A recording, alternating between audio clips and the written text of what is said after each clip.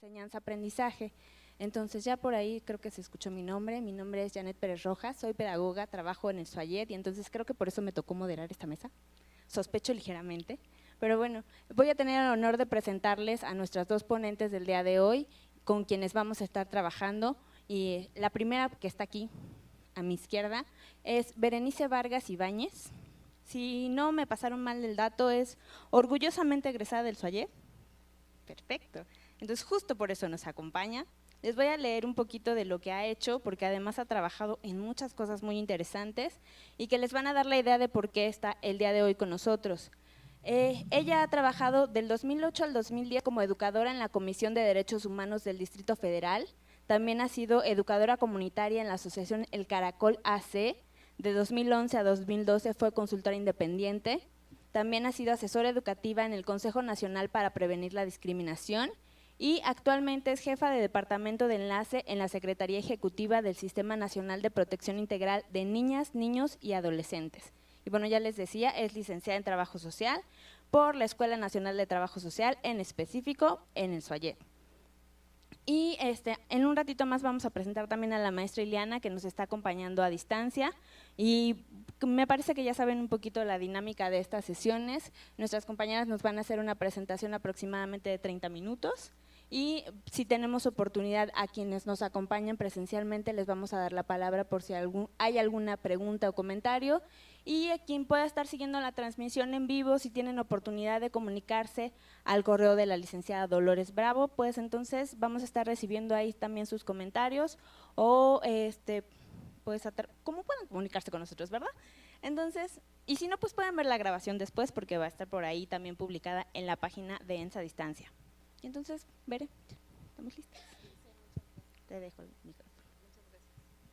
Bueno, pues buenas tardes a todas y a todos, es un gusto estar en este espacio, la verdad me siento muy orgullosa, es un honor poder estar aquí ahora compartiendo ya desde la experiencia profesional y regresar pues a mi casa, que es la Escuela de Trabajo Social, ¿no? Entonces pues muchas gracias por la invitación y bueno, pues el tema justamente, el eje central es género y en este caso hablar del proceso de enseñanza-aprendizaje.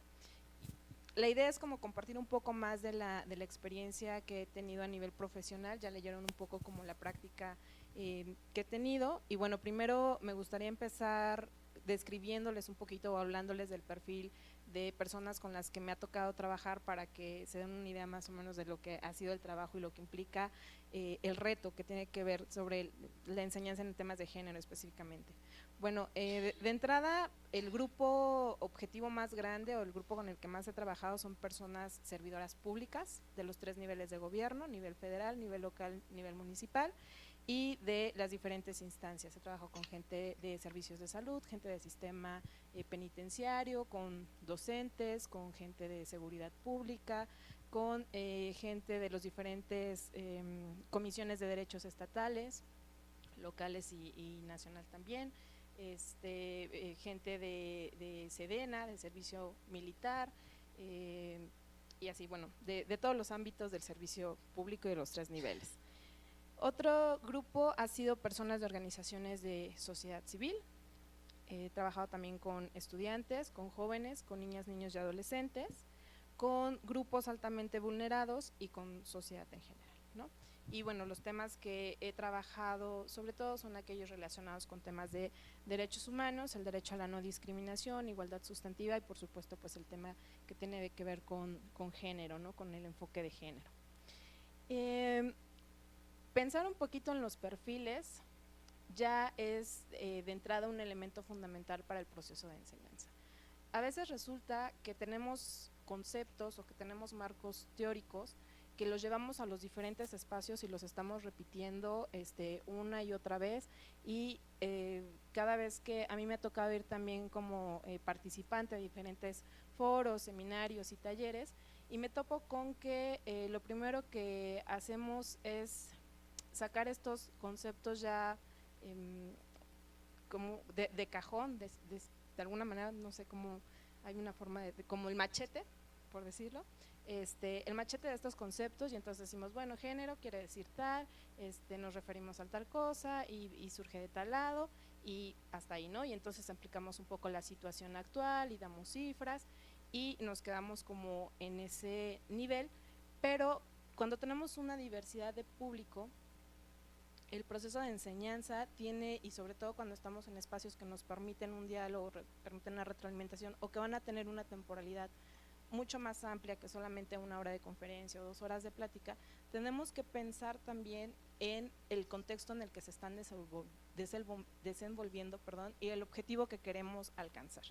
En el caso de las personas de la función pública, casi siempre hay un carácter de obligatoriedad, ¿no? Y eso de entrada ya es un obstáculo, porque cuando ellos llegan a estos procesos de capacitación o de formación en diferentes temas, tienen ya una resistencia por ser algo obligado, ¿no?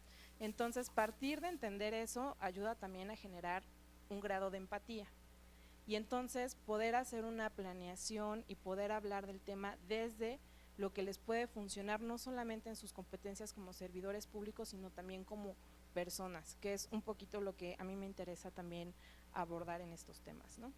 Cuando llegamos con una población que está altamente vulnerada, llegar a hablarle de derechos humanos parece una mala broma, porque no puedes llegar a decirle a la población que se encuentra en situación de calle, por ejemplo, que tienen derecho a una vivienda cuando están en situación de calle y nadie va a ir a darles una vivienda, ¿no?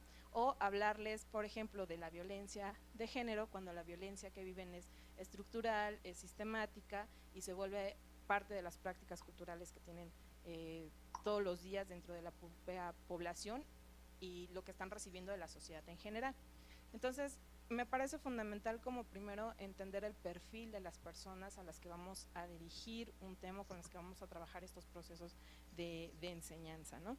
Partir de sus conocimientos y de sus saberes y no dar por hecho, así pueda ser una persona que se presente con maestría o que diga que trabaja temas de derechos humanos, no dar por hecho que ya sabe y conoce de los temas, ¿no? Entonces, primero, como hacer un diagnóstico, saber qué están entendiendo cuando hablamos de género, cuando estamos hablando de la diferencia de sexo, cuando estamos hablando de identidad, cuando estamos hablando de roles, cuando estamos hablando hasta de feminismo, ¿no?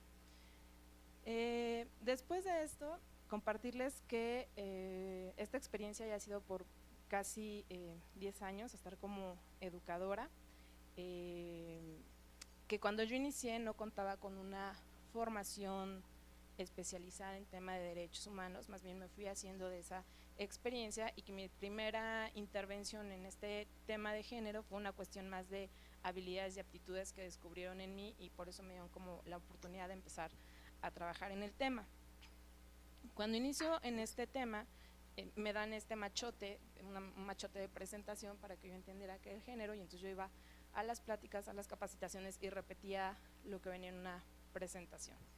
Y me di cuenta que las personas que escuchaban o que estaban por lo menos en ese espacio, porque no todas escuchaban, no les hacía sentido lo que les presentaba conceptualmente y que tampoco cuando se hacía una evaluación le encontraban relación práctica con lo que estaban haciendo. Y entonces empecé a investigar otras metodologías y me encontré con algo que se denomina pedagogía crítica. Y entonces, bueno, la pedagogía crítica ha sido fundamental para el desarrollo de diferentes modelos educativos como son educación popular, educación para la paz, educación en y para los derechos humanos y ahora la educación en y para el enfoque de género. Y dentro de estos modelos educativos, algo que tienen como en común es la metodología participativa. Y bueno, en ese sentido, a mí me parece muy importante hablar de la metodología participativa porque es lo que como práctica me ha llevado a la reflexión de que es una herramienta fundamental para hablar y para trabajar y para hacer procesos de enseñanza en temas de género. Entender que las técnicas no son juegos, ¿no? De entrada, porque mucha gente pudiera decir que son juegos que sirven solamente para entretener a las personas o para que no se duerman mientras estamos en el salón o estamos en un espacio de formación y que no tienen una relevancia, ¿no? A mí me parece que tienen un impacto si sabemos utilizarlas. Y aquí quiero un poquito hacer un ejercicio. A lo mejor no vamos a poder tener ahorita la retroalimentación, pero más bien quiero dejarla para las personas que están escuchando y quienes están aquí en la sala. Y este ejercicio a mí me gusta muchísimo porque no solamente permite hablar del tema de género, sino permite hablar también de la diversidad cultural, de diferentes grupos en situación de vulnerabilidad.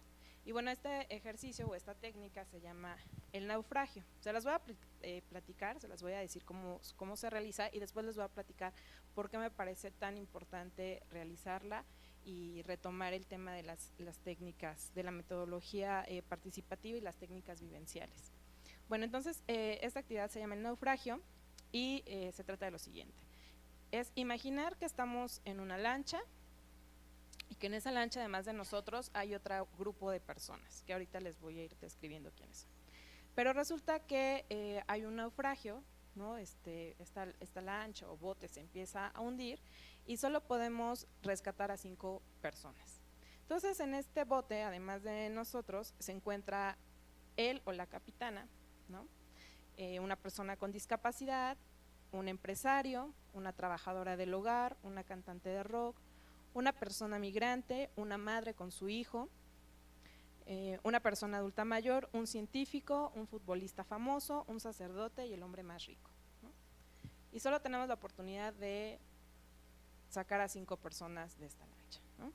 No se vale hacer tríos, no se vale subir uno en la cabeza de otro, solo son 5 personas. Bueno, cuando hacemos esta actividad, una vez que se hace la descripción de lo que sucede y se nombran a estas personas, se pide que en equipos, la dinámica puede variar, puede ser que en un equipo cada quien tome el rol de las personas que están nombradas y tienen que defender porque tienen que ser salvados, o que en equipo decidan la lista de 5 personas a las que van a salvar. Si hacen este ejercicio, digo, aquí ya les voy a dar un poquito las respuestas, pero si hacen este ejercicio, no hay más indicaciones. No se puede dar más indicaciones, solo tendrán que tomar decisiones y tendrán que explicar por qué decidieron elegir estas personas. Bueno, ¿por qué me gusta muchísimo esta actividad? Bueno, pues resulta que cuando terminan de hacer la actividad, las 5 personas que deciden que aborden una lancha o que sean salvadas, en la lista la primera persona casi siempre es la madre con su hijo. La segunda persona es la persona que es rica, ¿no? Puede variar, pero son como las tendencias. El científico, la persona adulta mayor a veces, o depende del estado donde estemos, también el sacerdote, ¿no? Lo curioso de esto es que cuando se hace una pregunta de por qué eligen a la madre con su hijo, casi siempre la respuesta es porque un hijo no puede sobrevivir sin su madre, porque son quienes van a salvar, digamos que a la humanidad, o sea, va a seguir como en este ciclo de reproducción, ¿no? Porque es la mujer, porque una madre haría cualquier cosa por su hijo, y bueno, hay una serie de argumentos que tienen que ver justamente con los roles de género. Pero no se queda ahí, sino que además cuando pregunto en la persona con discapacidad o la persona migrante si pensaron en mujeres u hombres, normalmente piensan en hombres, no piensan en mujeres. Cuando se habla de la cantante de rock, normalmente hay una serie de prejuicios y hay una serie de estereotipos asignados que tienen que ver con que, pues que es una mujer joven, que seguramente no tiene familia, que a lo mejor consume drogas, y que tiene que ver también con juventud. Cuando les digo cómo se imaginan al hijo de esta señora, casi todo el mundo se imagina un bebé, pero además se imagina un bebé varón, ¿no? Entonces, esta actividad nos da una serie de elementos que nos pueden llevar a hacer muchísimas preguntas de por qué lo primero que se imaginan es un bebé, por qué es varón, lo mismo con la persona migrante, con la persona con discapacidad, los tipos de discapacidades que tienen, qué pasa con el científico. Bueno, el científico dicen que va a descubrir probablemente alguna cura también para salvar a la humanidad. Pocas personas hablan de la trabajadora del hogar. Entonces podemos llevar a un análisis de muchos elementos, pero lo interesante de esto es la serie de reflexiones a las que pueden llegar las personas y cómo colocarse y empatizar desde otras posturas que me parece que a veces con la teoría difícilmente se logra, ¿no? Con la teoría vas adquiriendo sí conceptos, vas memorizando, como cuando se habla de tema de derechos humanos y uno le pregunta a las personas ¿qué son los derechos humanos? Y te dice que son garantías que son inherentes a los seres humanos por el simple hecho de ser personas, que son reglas en la Constitución. Pero cuando dices, ¿y cómo los practicas? ¿Cómo los vives? Te los enlistan, pero nadie sabe decir cómo se viven de manera cotidiana. Pues lo mismo pasa, me parece, con el género, ¿no? Estamos ya aprendiendo tantos conceptos que cuando lo queremos llevar al tema práctico, al ejercicio de lo cotidiano, a la gente le cuesta mucho trabajo aterrizarlo, ¿no? Escuchamos estas prácticas donde decimos de lo rosa y de lo azul, de los juguetes que son para niñas y los juguetes que son para niños, y se vuelve un discurso políticamente correcto, pero que la gente no está asimilando. Entonces, por eso la importancia, me parece, de venir a hablar de estas metodologías, de estas técnicas vivenciales que se vuelven también parte de herramientas que las personas necesitan para ser críticas. El ser crítico es fundamental, es parte también de la propia filosofía, ¿no? La filosofía nos dice que es importante cuestionar todo, ¿no? Es decir, siempre yo solo sé que no sé nada y como no sé nada pues tengo que averiguarlo todo. Y entonces este tipo de ejercicios, cuando los he realizado con todas las poblaciones que yo ya les mencioné, esa es otra de las ventajas de las técnicas participativas o de la metodología vivencial, se puede hacer tanto con niños de 10, 11 años, o sea, esta misma actividad, como gente que está, personas que están en el doctorado, ¿no? Y a veces los resultados van a ser muy sorprendentes. A veces las niñas y los niños tienen una visión mucho más sensible y mucho más empática de estas situaciones que las personas que nos decimos ya profesionales o profesionistas en ciertos ámbitos, ¿no? Entonces, bueno, en ese sentido, la metodología vivencial puede utilizar diferentes técnicas de reflexión, técnicas de análisis, técnicas de empatías, técnicas para trabajo en equipo, y todas estas herramientas se pueden utilizar para la educación con el enfoque de géneros, ¿no? Entonces, bueno, me parece que de los ejemplos me gustaría también hablar un poquito de lo que yo he encontrado como al realizar estas técnicas y de los diferentes perfiles de la población. Cuando hablaba de los grupos altamente vulnerados, con ellos no es necesario dar ejemplos o hacer este tipo de actividades porque lo están viviendo directamente, ¿no? Más bien ahí los ejercicios tienen un sentido más de cómo modificar las prácticas culturales, porque además se vuelve un tema muy arraigado.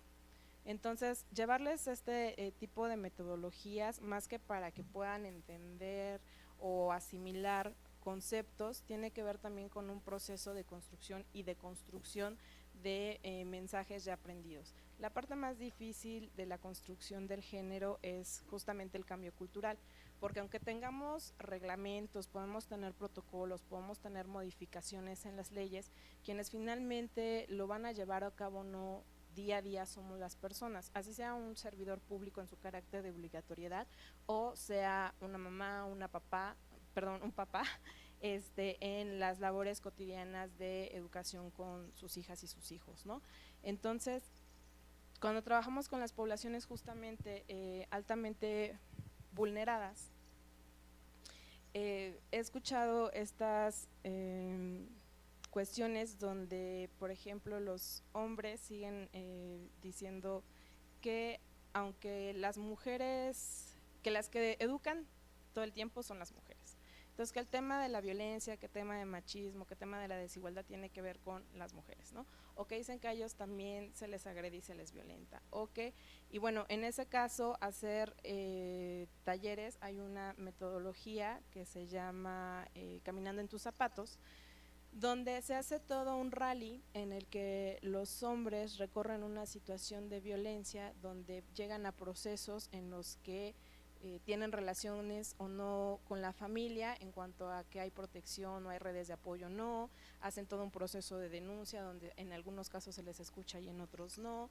y eso, la cantidad de hombres con los que se ha trabajado esta metodología, que es vivencial, ha llevado a modificar prácticas muy importantes, ¿no?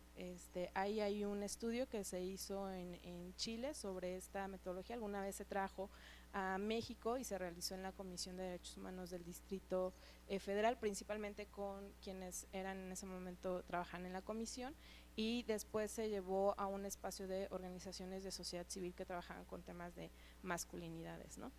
Hicieron una evaluación de impacto en lo que tenía que ver con los grupos focales con los que trabajaban ya de hombres, que solamente eran grupos de diálogo o con los que se trabajaban justamente estos conceptos de lo que era la masculinidad, de los roles de género, y hicieron un análisis de 2 años, de impacto de 2 años, con quienes vivieron la metodología, ¿no? Y las prácticas que tenían quienes habían vivido la metodología, hablaban de acciones que habían modificado 180 grados, desde el cuidado que tenían con las hijas y los hijos, como cómo se involucraban en casa, hasta en los espacios laborales en los que se desenvolvían, las relaciones comunitarias que establecían y las relaciones interpersonales, ¿no? Entonces, bueno, pues como ese estudio, pues se pueden encontrar varios donde se refuerza que hacer estas actividades que lleven al análisis, a la empatía, a la reflexión, al propio cuestionamiento, tiene un mayor impacto que la teoría por sí sola, ¿no? Entonces, bueno, ese sería como a grandes rasgos un poco de lo que yo quería compartir con ustedes. En cuanto a las reflexiones,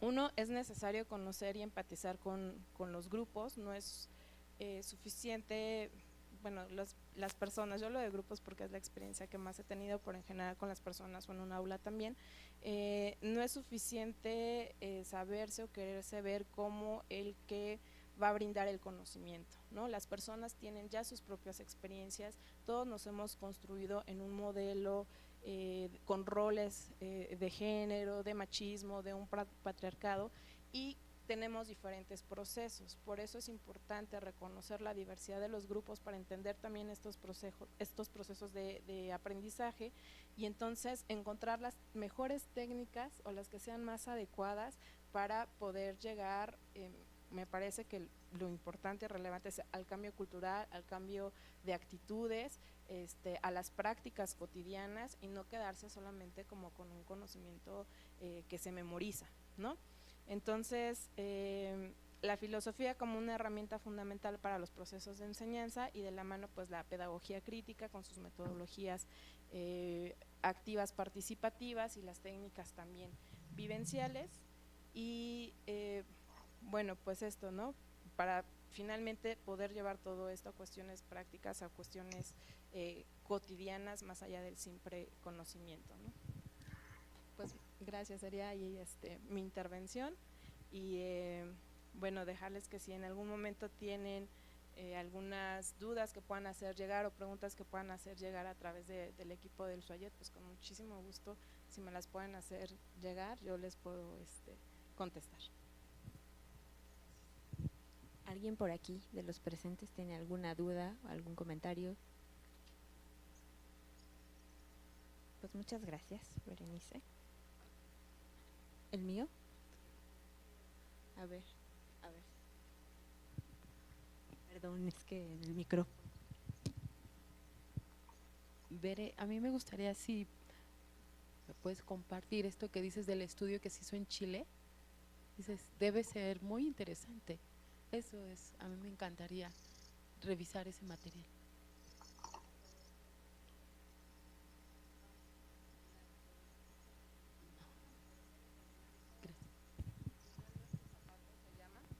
en algún momento se podía solicitar como la metodología, siempre y cuando se justificara cómo se iba a usar, en qué espacio se iba a usar, porque además sí quien la usara tenía que tener, o quien la use, tiene que tener un perfil, que eso también me parece que es importante mencionar, tiene que tener un perfil que pueda también hacer procesos de contención, porque justamente pues se trabajan temas sobre violencia, ¿no?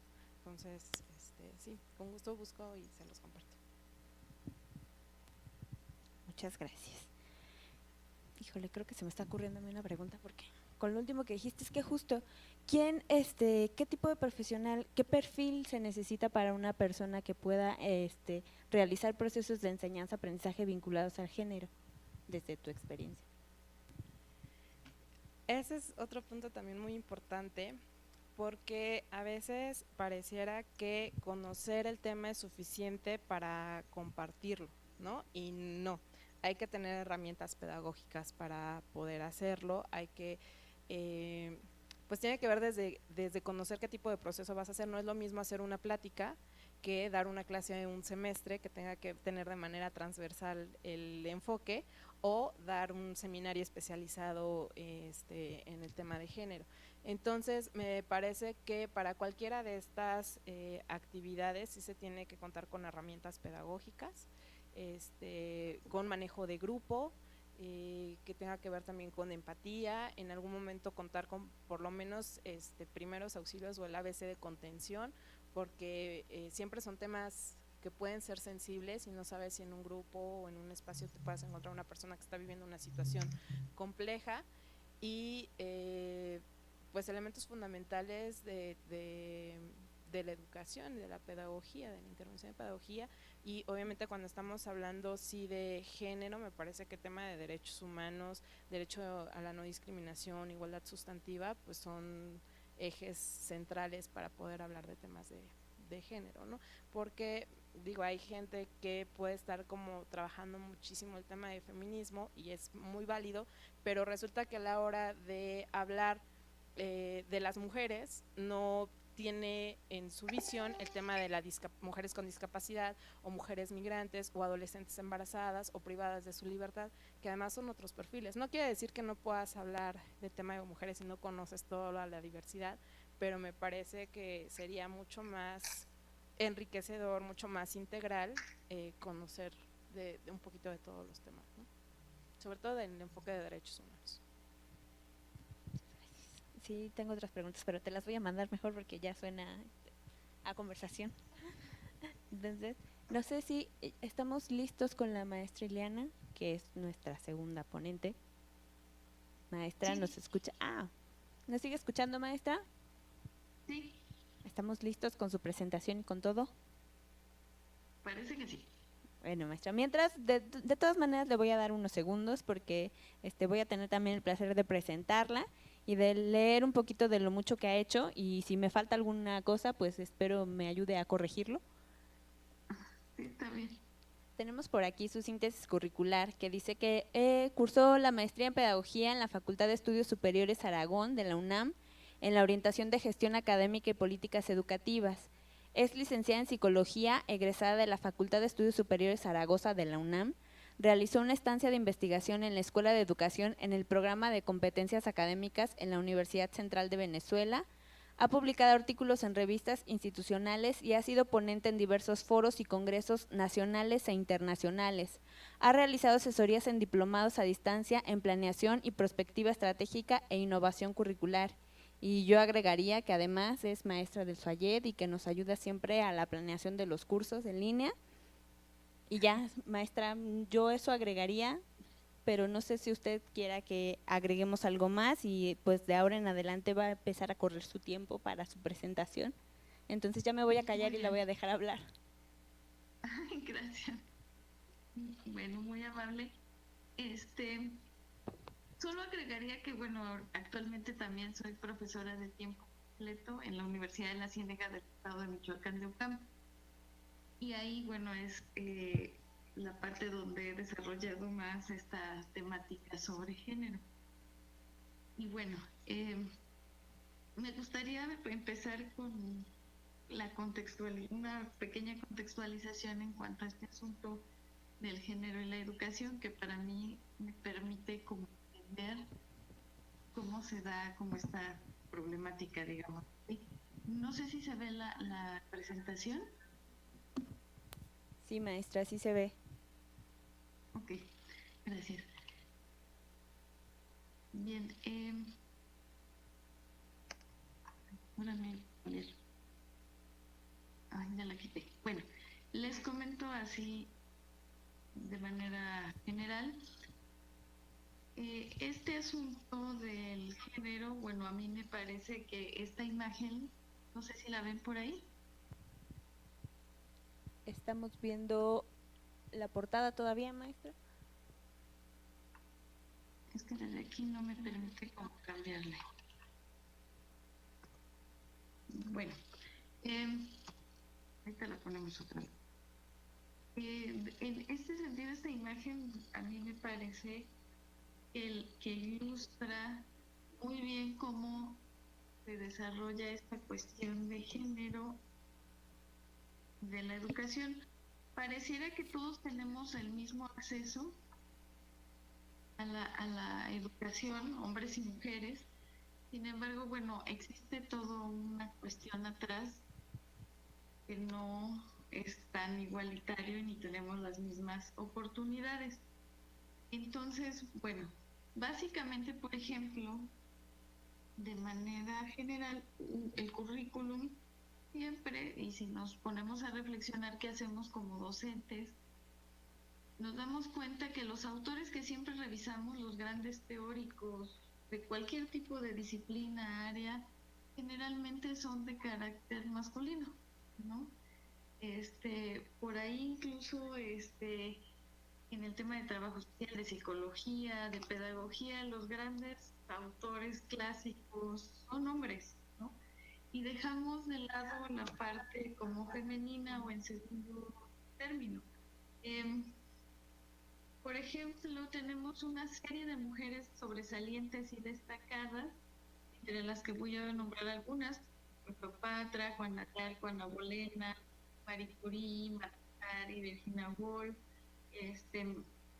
Matilde Montoya, Macul Xochitl, Gertrudis Bocanegra, Sor Juana Inés de la Cruz, que pocas veces son tocadas, sobre todo en los currículums oficiales.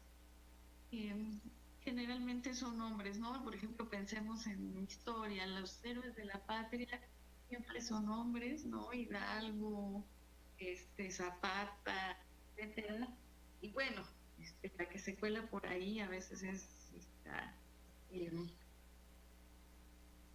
Josefa Ortiz de Domínguez. Oye, aún así lleva el mote de Domínguez, ¿no? En los materiales educativos encontramos lo mismo. Si nosotros, por ejemplo, revisamos los libros de texto desde el preescolar y a veces hasta el posgrado, bueno, hay muchos materiales en esta condición de género de que las mujeres están sirviendo al otro, están barriendo, haciendo actividades, digamos, propias femeninas, y los hombres pues haciendo otras cosas, ¿no? Los vemos como el constructor, el empresario, etcétera, etcétera, ¿no? Y entonces ahí vemos estas cuestiones o estas diferencias que justo la perspectiva de género nos permite ir ubicando. Y bueno, tenemos también los uniformes escolares que de alguna manera también reflejan esta cuestión desde el momento en que pues, vemos que los niños traen pantalón y las niñas faldas, ¿no? ¿Qué pasa cuando hace frío? Pues las niñas se pelan y los niños los van más tapaditos. O simplemente la falda restringe la movilidad de las niñas. Entonces ahí vemos un desarrollo psicomotor diferenciado. Los niños corren, brincan, saltan y las niñas, pues el mismo uniforme les restringe hacer ese tipo de, ¿no? Y bueno, desigualdades en este sentido podemos encontrar, por ejemplo, en tareas y responsabilidades asignadas a cada género, ¿no? Es muy común, sobre todo en espacios educativos de preescolar, primaria, secundaria, que los niños se dedican a cargar las cosas pesadas, a traer los pupitres, a mover sillas, y las niñas les toca barrer, trapear, salón, sacudirlo, ¿no? Hacerse cargo de los más chiquitos, ¿no? También lo podemos ver en el uso del espacio, del juego, la convivencia. Por ejemplo, la SEP hizo un estudio por ahí hace tiempo de estas diferencias de género, y una de las cosas que encontraba era que las niñas ocupaban un espacio muy pequeño, o los últimos mesabancos niñas del salón, ¿no? Se sentaban hasta atrás en un pequeño espacio, y los niños ocupaban mucho más espacio, ¿no? Se adueñaban como del espacio, tanto del patio como del salón. Y lo podemos ver, por ejemplo, juegan fútbol y entonces abarcan todo el espacio, y niñas jugando muñequitas, etcétera, están jugando. Y bueno, la práctica también docente diferenciada. O sea, también lo podemos ver, y bueno, posteriormente voy a ahondar. Y bueno, la disciplina y los castigos. También en este mismo estudio que hizo la SEP, encontró que, y en otros estudios se ha visto que la disciplina más fuerte se ejerce hacia los niños, jalones de orejas, sangoloteos, les jalan las patillas o los ponen a cargar cosas. Parecieran prácticas arcaicas, pero sobre todo en este contexto de Michoacán, todavía hemos encontrado prácticas que uno podría decir son propias del maltrato y de la violencia, ¿no? Que los niños los ponen al sol, cargando libros, ¿no? Como forma de castigo, el maestro que les avienta el borrador. Y a las niñas es un castigo más, bueno, una llamada de atención breve, más verbal, ¿no? Donde les dicen, no, mira, pórtate bien, no seas así, las niñas no hacen cosas, ¿no? Y bueno, ya esto es a nivel básico. Sin embargo, a nivel superior podemos encontrar otra serie de cuestiones que vale la pena analizar. Efectivamente, muchas estadísticas señalan que las mujeres actualmente ocupamos más espacios en la educación superior. Sin embargo, hay que diferenciarlo entre hacia dónde van las mujeres y hacia dónde van los. Y entonces encontramos, por ejemplo, de manera general, que los hombres van hacia las ingenierías, la construcción, por ahí entre comillas, propias de su género, y las mujeres todavía en las ciencias sociales, a la educación. O sea, aquí en esta tabla podemos ver cómo el 73.4% de las mujeres ocupan esta área precisamente educativa, y solo el 26.6% lo ocupan. Trabajo social también es una de las áreas o de las disciplinas donde también ocupan mayor porcentaje las mujeres.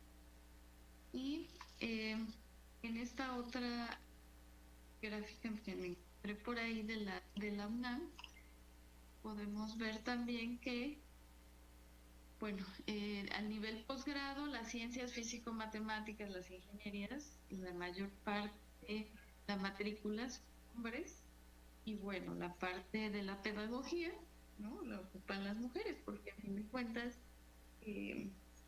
son las que supuestamente cuidamos mejor a los niños, etc. Aquí en Michoacán yo trabajo en la licenciatura de innovación educativa, y justo se encuentran estos datos, ¿no? Tenemos aproximadamente 98% son mujeres y 5% son hombres. Y han encontrado muchísima dificultad los hombres, por ejemplo, para colocarse como profesores de preescolar. La institución, la misma padres de familia, las maestras, no creen que los hombres sean capaces de cuidar niños entre los 2 y 5 años, ¿no? Eso es como un atributo femenino. Cuando tenemos estudiantes que sí lo hacen y lo hacen muy bien, ¿no?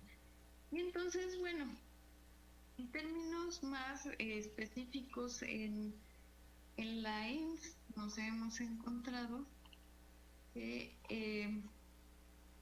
también a esta situación donde la mayor parte, el 70%, el 77% son mujeres y el 23% son hombres. Y en el SUAYET también más o menos es esta proporción, del 85% son mujeres y el 15% son hombres.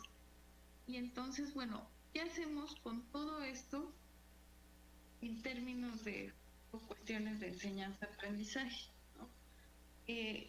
¿Cómo podemos incorporar esta situación que nos permita generar espacios y de igualdad para hombres y mujeres, y no solo para hombres y mujeres, sino también para los demás géneros, ¿no?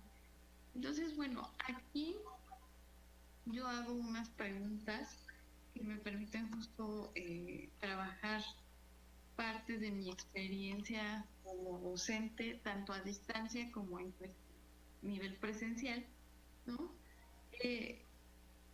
A nivel presencial, por ejemplo, aquí en la Universidad de la Ciénega, aparte de trabajar el área educativa, llevo aproximadamente 9 años trabajando un curso sobre perspectiva de género.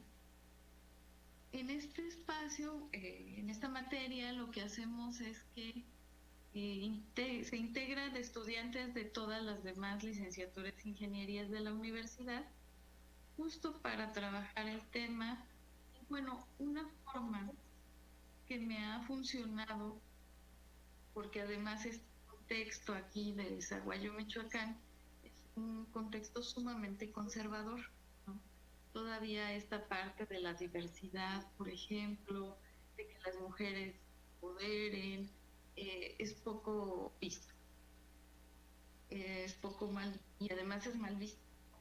Entonces, una forma que a mí me ha funcionado justo es, como decía mi antecesora, es a través de la cuestión vivencial, ¿no? Empezamos a desmitificar esta cuestión de que los hombres, pues de que es una cuestión natural en primer lugar, ¿no? El ser mujer, el ser hombre. Y bueno, trabajamos desde la parte de la feminidad, entender qué es esto de la feminidad como construcción social y trabajar también la masculinidad como construcción social. O sea, no generamos esta idea de que los malos son el enemigo, ni mucho menos, sino en términos equitativos e igualitarios, decir, bueno, también tienen una carga social muy importante, ¿no? Que les genera pues estrés, incluso la misma violencia. Y entonces a través de cuestiones o estrategias vivenciales empezamos a trabajar con estas temáticas. La feminidad es de entender que las mujeres no traemos en la sangre este asunto de que somos las dueñas.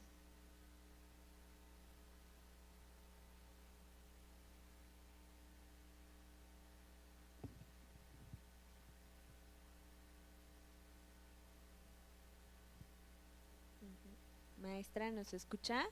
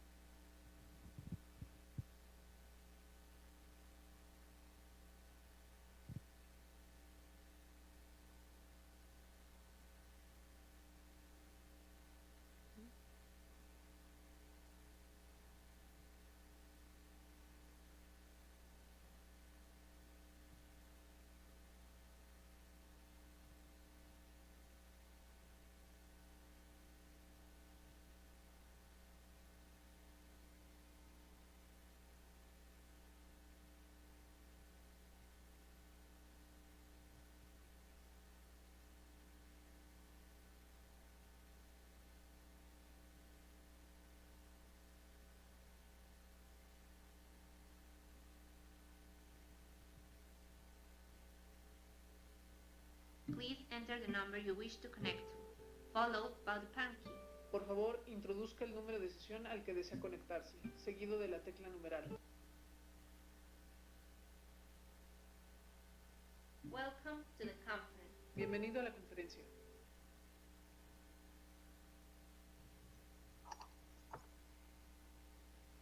Bueno, Hola maestra, ¿ya nos escucha de nuevo? ya. Perdón maestra, algo nos sucedió y la perdimos por un instante justo cuando estábamos en la mejor parte de la presentación. Sí, no. Yo no sé si fue de acá o fue de allá, pero no importa. No sabemos maestra, más o menos nos quedamos por la parte donde nos estaba hablando de la masculinidad como construcción social. Ah, muy bien, sí. Y entonces, bueno, básicamente ahora sí que desaprender este asunto de que son atributos naturales de hombres o mujeres, ahora sí me permite a mí hablar sobre la diversidad sexual. Desde la perspectiva tanto biológica, social, cultural, histórica, decir, bueno, en realidad la diversidad se da en todos lados, ¿no? No podemos pensar porque ya estamos vestidos, por ejemplo, ya somos homosexuales. Entonces, bueno, el entender toda esta construcción social genera precisamente otra forma de ser y de pensar. Y bueno, básicamente dos estrategias que a mí me gustan mucho es la del sociodrama, con intercambio de roles. Entonces, justo para vivenciar, bueno, por ahí les doy un pequeño guión donde a los hombres les toca hacer como en una pequeña representación, cocinar, etcétera, y a las mujeres ir a trabajar, mandar. Y bueno, a partir de esa presentación, analizamos, nos permite ver muchas cosas, ¿no? Cómo es que las mujeres les cuesta muchísimo trabajo dejarse como atender o cosas de ese tipo. Incluso por ahí una cosa de las que más me ha llamado la atención es ver cómo las chicas ya de manera automática cargan a muñecos, por ejemplo, que simulan bebés, los cargan, los acunan, ¿no? Los ponen en el lugar con cuidado, etcétera. Y cuando hacemos este intercambio de roles, es sumamente interesante ver que los chicos de repente los agarran al muñequito de un pie, lo ponen ahí, cualquier cosa, ¿no? O lo dejan ahí, luego les preguntas, oye, ¿dónde lo dejaste? No saben dónde lo dejaron, ¿no? Y eso nos permite analizar precisamente cómo ya traemos como muy natural, digamos, entre comillas, todas estas cuestiones. Más bien dijéramos que los traemos sumamente aprendido, ¿no? Entonces, otra de las estrategias así evidencia, bueno, que les dejo como parte final, es que hagan un diario.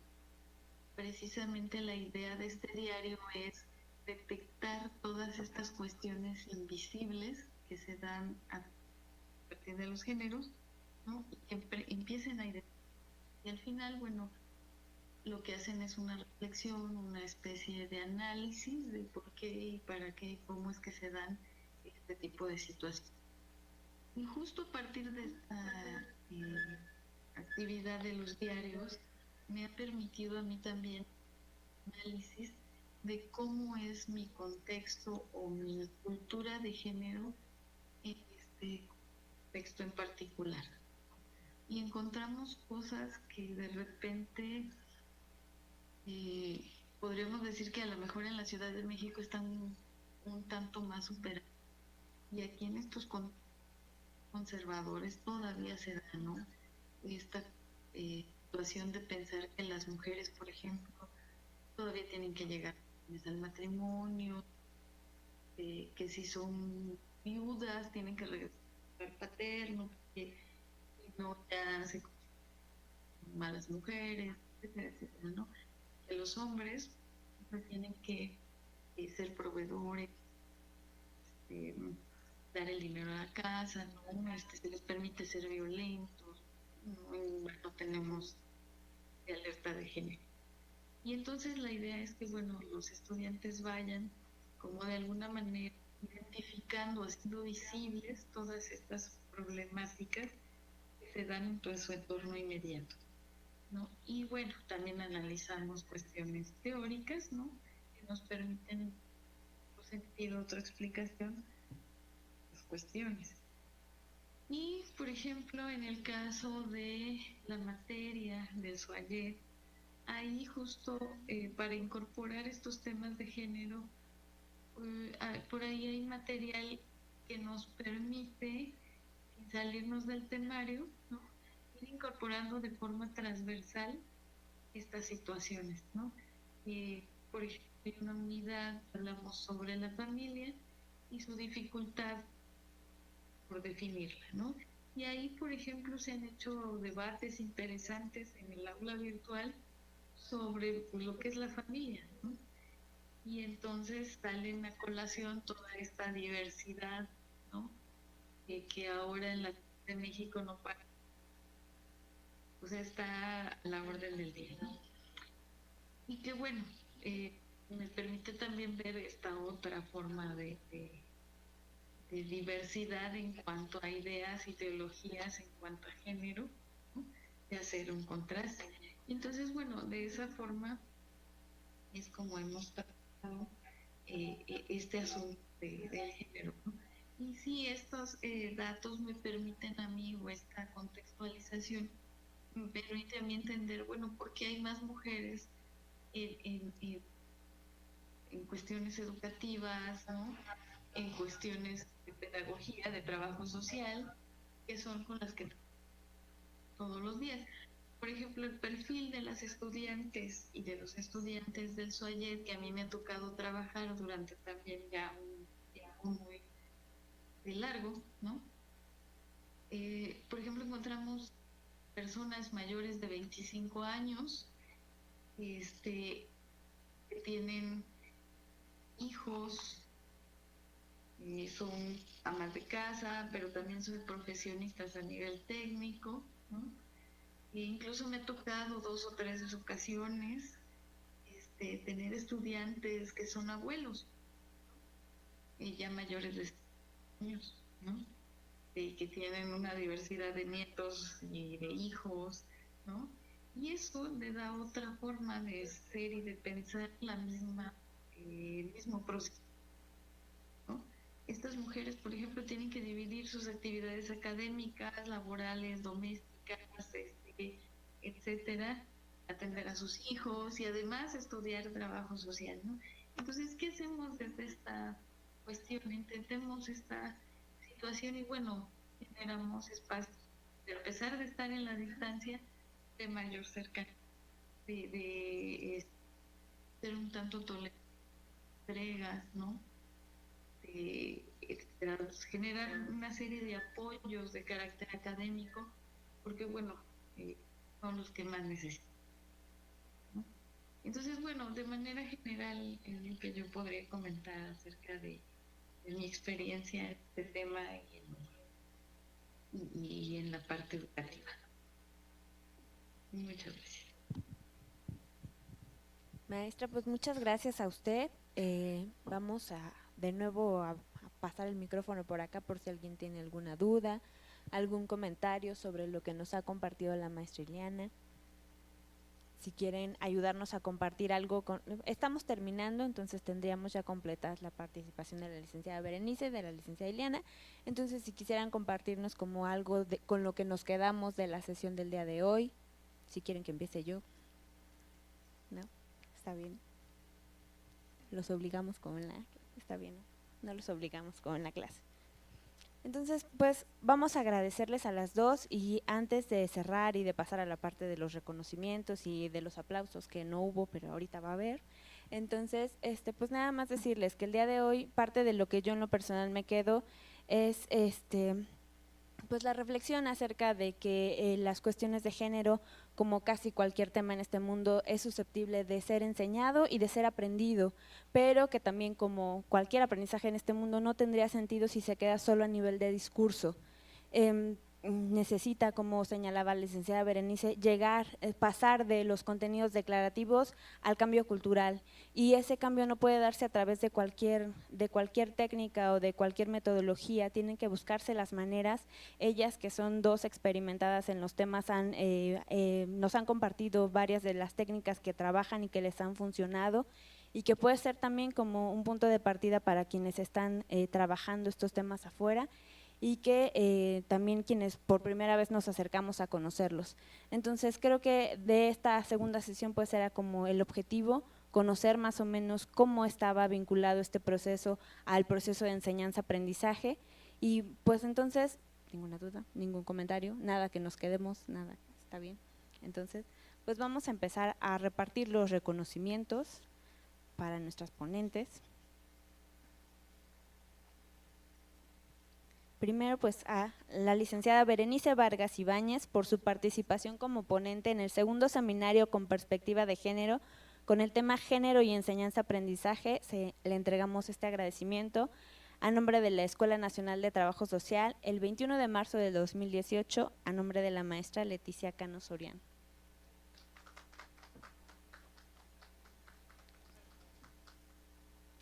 Y bueno, a la maestra Ileana, se lo vamos a guardar, maestra. Se lo vamos a mandar. Muchas gracias. Bueno, no, mejor venga por él, para que así sirve que la vemos. Pero es lo mismo, Claro que sí. es un agradecimiento por su participación como ponente en el segundo seminario con perspectiva de género. El tema en concreto que nos compartió la maestra Ileana es la perspectiva de género en las estrategias de enseñanza-aprendizaje en la educación superior. Maestra, muchas gracias. Le mandamos un aplauso. Hasta allá. Muchas gracias, igualmente. Y gracias por recibirme, aunque sea a distancia. Pues creo que a eso nos dedicamos, maestra, entonces no podía ser de otra Pues sí, manera. ¿verdad? Sí, maestra, eso es lo nuestro. Y agradecerles mucho a quienes están aquí con nosotros, a quienes puedan haber seguido la transmisión en vivo, a quienes vean el video después, a quienes quieran mandar sus comentarios. Ya la licenciada Berenice nos decía que ya va a recibir comentarios y sugerencias también cuando se los podamos hacer llegar. La maestra Ileana no nos dijo, pero seguramente también. Entonces Claro ella que siempre, sí. ¿verdad que sí, maestra? Sí, por supuesto que sí, los que gusten. Les agradecemos mucho a las dos por compartirnos su experiencia, y pues a quienes nos acompañaron aquí. Y a quienes nos siguieron en la transmisión. Muchas gracias.